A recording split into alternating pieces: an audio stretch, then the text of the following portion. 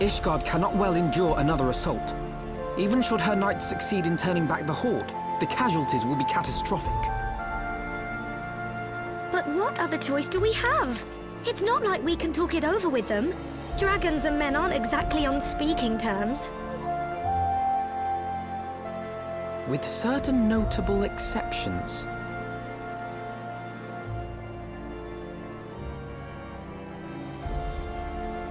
You don't mean Iceheart? When last you spoke with her, she lamented her crimes, did she not? Then there remains a sliver of hope. If we can persuade Iceheart to act as our intermediary, we may yet be able to convince Nidhogg to abandon his bloody course. If there is to be a meeting, I would accompany you. Estinian. Even with your intermediary, Nidhogg's blood rage may render him deaf to reason. However, the mere attempt may afford our forces precious time to prepare. Of course, you might also consider a more direct approach to ending this conflict. With the power of the Eye at my disposal, and the vaunted strength of the Warrior of Light, we could conceivably slay the beast outright. If we are to risk a face-to-face meeting with the Dread Worm, I for one would feel safer in the company of the Azure Dragoon. However, I should only turn to your lance if my words failed to find their mark. Is that clear? Perfectly. I shall assume that Iceheart enjoys similar diplomatic protection until instructed otherwise. A word of advice. Think carefully before divulging the particulars of this plan to Sir Emmerich. 'Twould not do to have the Lord Commander accused of consorting with heretics. Indeed. I thank you for your counsel, Estinian. We shall be honored to have you with us. I am glad to be of service.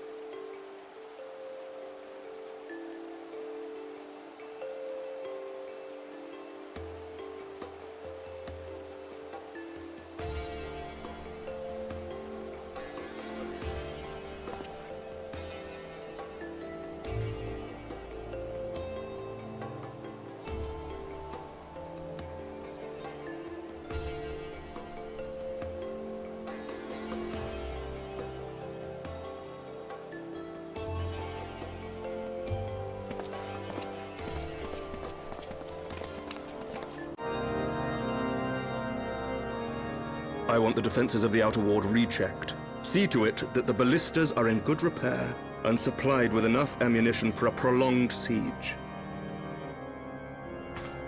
At once, my lord.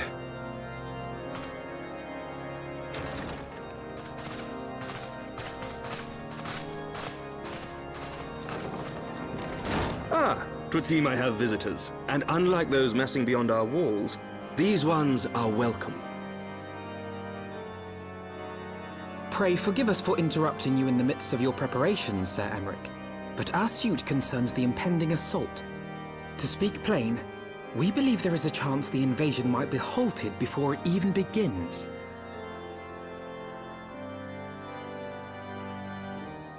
I can divulge little more at this time, but I must nevertheless request that you advise the Holy See to refrain from launching any preemptive sorties whilst we seek to put our plans in motion. I will gladly lend my support to any endeavor that could spare the blood of my countrymen, but I would know more of the cause you would have me champion. Will you not share aught of this mysterious undertaking? Know that I have offered my lance to aid in this endeavor. I cannot claim that its success is assured, but our actions should serve to delay Nidhogg's advance at the very least. Which is more than can be said for the ill-conceived counterattack advocated by the seas-mauled vocal crusaders. They offer glorious death, but little hope of victory. Aye, their proposal does not inspire confidence. Our resources should rightly be spent shoring up the city's defenses. The Azure Dragoon and the Warrior of Light sallying forth together to face the dread worm Nidhogg.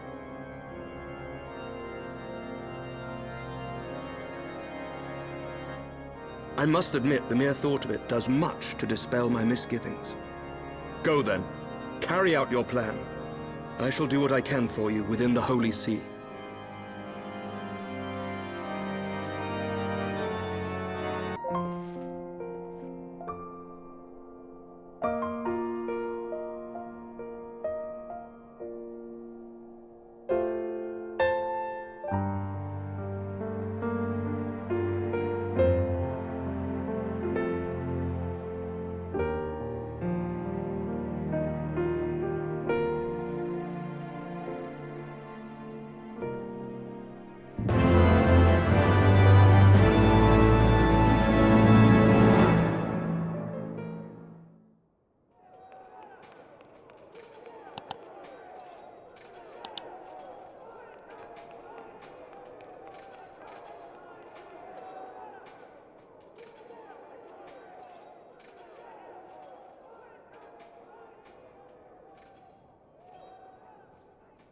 Such commotion.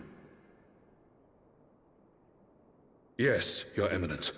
The bells of the Observatorium warn of our enemy's approach. So, the dragons are coming. Let them come, in their hundreds and their thousands. With the divine blade in our hands, we shall rend their flesh and drown the heretics in their master's blood. Even Nidhogg and his foul brood shall be powerless to resist us. And when we have rid the world of their pestilence, we shall turn our attention to our Ascian allies. See that they are suitably rewarded for their invaluable assistance. If I may, Your Eminence, the Paragons wield powers strange and unknowable. Can we be certain that they will not see through our deception? We can be certain of naught save the righteousness of our cause. If you would be a true leader of men, you must possess conviction as well as caution.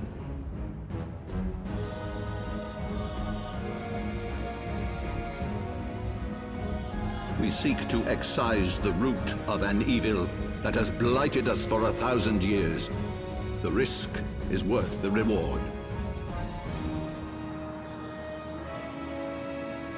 And what of Estinian and this Warrior of Light? They have plans of their own. Leave them to their purpose. We must each play the role we have been given. You and your chosen brothers most of all.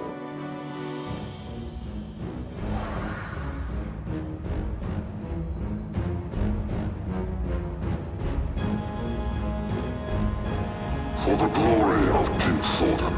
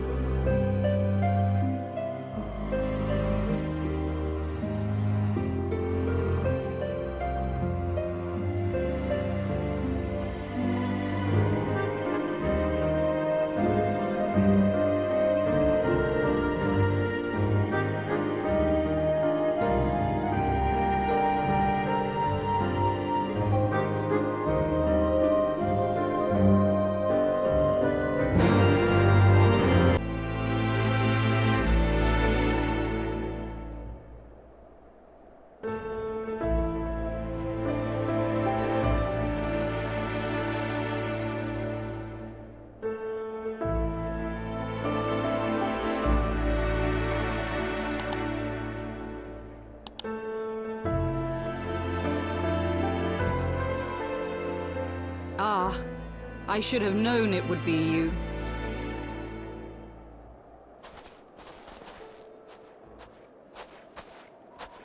Word reached me of a struggle with a small but well-armed band of trespassers. Forgive my comrades their hostility. Few come here uninvited, and fewer still with good intent. Now, tell me why you are here.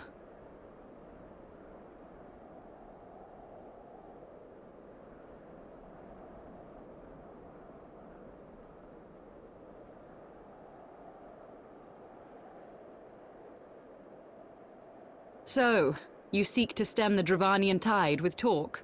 A romantic notion. If you but knew the truth, the spark which lit the flames of this animosity, you would understand the futility of your quest. Shall I relate it to you? The sordid history my gift has shown me, that which the Holy See has taken such pains to suppress.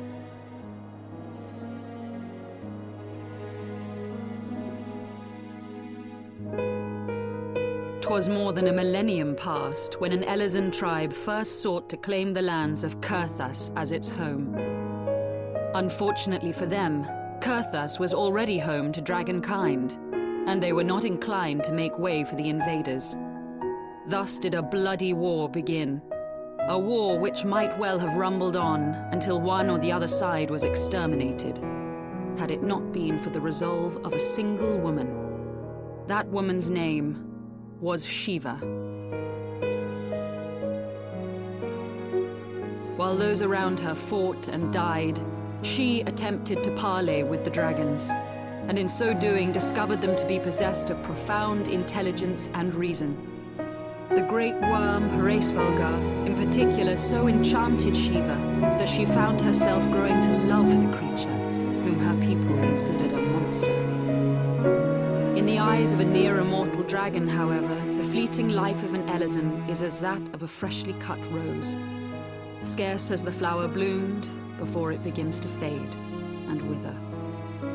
Such melancholy musings plagued Hraesvelgar, who had found in Shiva an unexpected and beloved soulmate. He knew that all too soon, death would snatch her away from him. Unable to bear the thought of their separation, the maid bid the worm consume her, that their spirits might be entwined for eternity. Though loath to perform the deed, Hraesvelgar ultimately gave in to her plea, and soon thereafter the tale of their ill-fated love spread throughout the two warring factions. No more could they raise blade or claw against one another, knowing that the souls of their kin were so inextricably bound. In the days that followed, man and dragon learned to live in harmony, and together built a nation unlike any the world had ever known. For 200 years did this blissful age of peace continue, as it would to this day, had vilest envy not stirred in the hearts of the Elezen. It is said that worms owe their longevity to the boundless reserves of vitality found within their eyes. And 'twas in this belief that a traitorous band of knights deceived their allies of some 2 centuries, and took by force that which they coveted.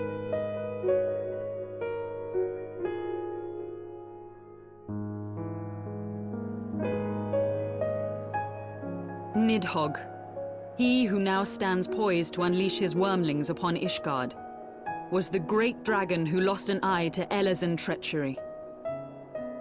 And until he prizes it from the hands of the traitor's progeny, no amount of conciliatory words will stay his fury. You are wrong, Lady Iceheart. Lest you misunderstand, I do not doubt your vision of the past. 'Tis true that Nidhogg greatly desired to reclaim the Eye.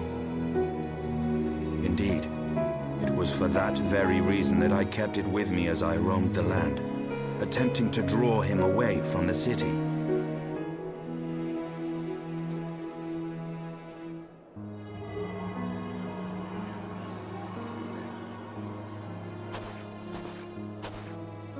gods! Until recently, Nidhogg seemed unable to resist its allure and pursued me relentlessly. Needless to say, that is no longer the case. Now, it would seem, he has fixed his attention on Ishgard itself, though he knows full well the Eye does not reside there.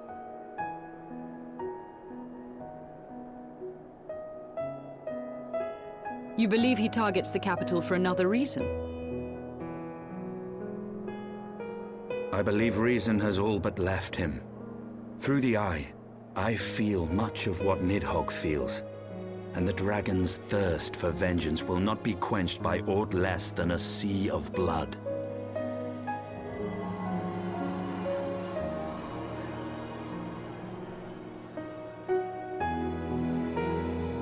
If Nidhogg is indeed lost to reason, might we not seek an audience with Hraesvelgr instead?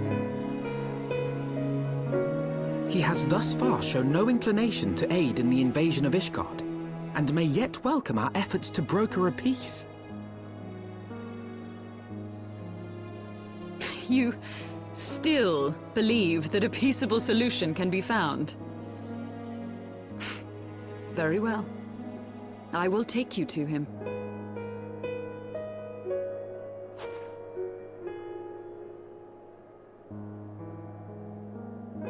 Our road will lead us to Dravania, the homeland of dragonkind. There we shall ascend unto the clouds, where Hraesvelgr resides.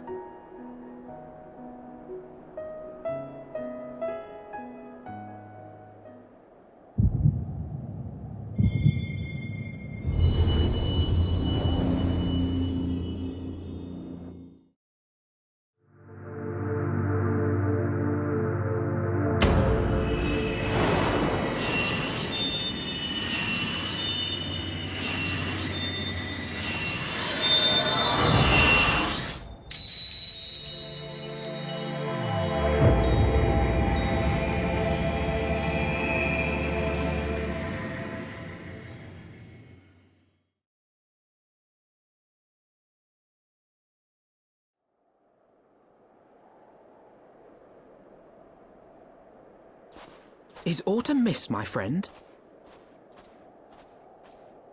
I sense the many battles are beginning to take their toll. Rest a while, and should you lose sight of us, Dravania lies beyond the mountains to the west.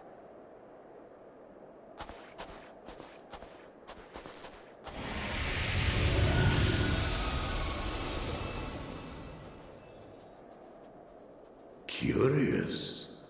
The vestiges of thy mistress's blessing are not as faint as once they were. Thy will to succeed grants thee unusual fortitude. But will it be enough?